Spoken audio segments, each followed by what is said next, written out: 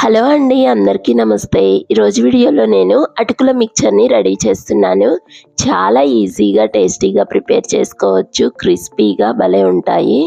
Evening snack రెసిపీగా వీటిని మనం పర్ఫెక్ట్గా ప్రిపేర్ చేసుకోవచ్చు. వీటిని ప్రిపేర్ చేయడం కోసం ఫస్ట్ నేను స్టవ్ వెలిగించుకొని ప్యాన్ పెట్టుకొని 3 టేబుల్ స్పూన్ల ఆయిల్ వేసుకున్నాను. ఇప్పుడు దీనిలోకి ఒక చిన్న టీ గ్లాస్ మైన పుట్నాల పప్పుని, అదే గ్లాస్ తోటి ఒక గ్లాస్ పల్లీలను వేసుకొని మంటను లో ఫ్లేమ్లో పెట్టుకొని దోరగా ఫ్రై అయ్యేంత వరకు ఫ్రై చేస్తున్నాను. అవసరమైతే మీరు దీనిలోకి కొద్దిగా కొబ్బరి ముక్కల్ని అలాగే జీడిపప్పును కూడా యాడ్ చేసుకోవచ్చు.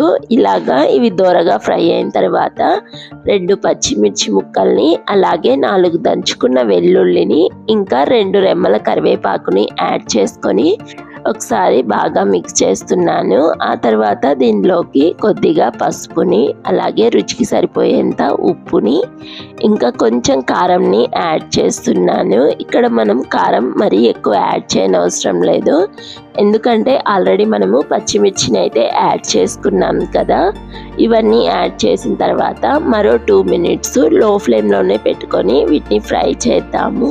ఇప్పుడు మనము ఏ గ్లాస్తో అయితే పల్లీలని పుట్నాల పప్పుని తీసుకున్నామో అదే గ్లాస్ తోటి 4 గ్లాసుల అటుకుల్ని కూడా యాడ్ చేస్తున్నాను. ఇప్పుడు వీటన్నిటిని ఒకసారి బాగా మిక్స్ చేసుకొని మంటను లో ఫ్లేమ్లో పెట్టుకొని ఒక 4 to 5 మినిట్స్ అయితే డ్రై రోస్ట్ చేసుకుందాము. ఇవి చాలా బాగా క్రిస్పీగా అయితే రెడీ అవుతాయి.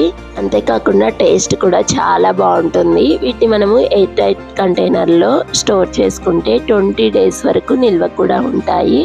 మరి ఈ పోహా మిక్చర్ మీ అందరికీ నచ్చింది అనుకుంటున్నాను. నచ్చితే లైక్ చేయండి, షేర్ చేయండి, సబ్స్క్రైబ్ చేసుకోండి. నెక్స్ట్ వీడియోలో మళ్ళీ కలుద్దాం. Bye bye.